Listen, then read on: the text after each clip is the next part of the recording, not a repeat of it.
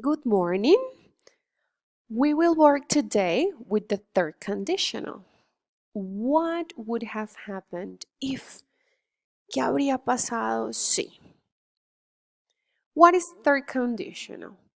We use it to talk about past and its possible consequences.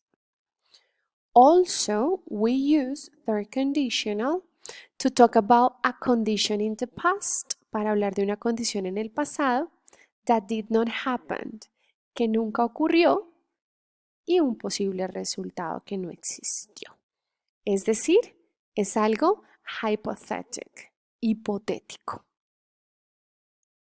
For example, if I had won the lottery, si yo hubiera ganado la lotería, I would have bought a new car.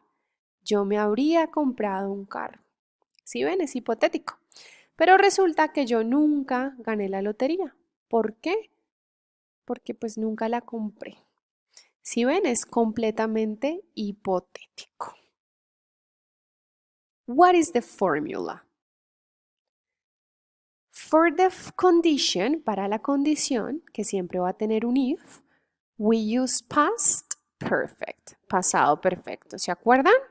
Had y el verbo en pasado participio. Okay, it's the same structure that we will use. We need to use a person, the auxiliary always, that is going to be had if it is affirmative, or hadn't if it is negative. Additionally, a verb in past participle and the complement. Remember, always is use if. For example, if he had passed the exam, si él hubiera pasado el examen, que es la condición en pasado, we are going to have a result. What is the result? What grammar we need to use to talk about the result or the consequence? Always we need to use the auxiliary would and the present perfect. The person would, if it is affirmative, or wouldn't, always have, and the verb in past participle. She wouldn't have been mad at him. Ella no habría estado furiosa con él. ¿Se acuerdan? If he had passed the exam, si él hubiera pasado el examen, what is the result? She wouldn't have been mad at him. Ella no habría estado brava con él, with him, with the little boy.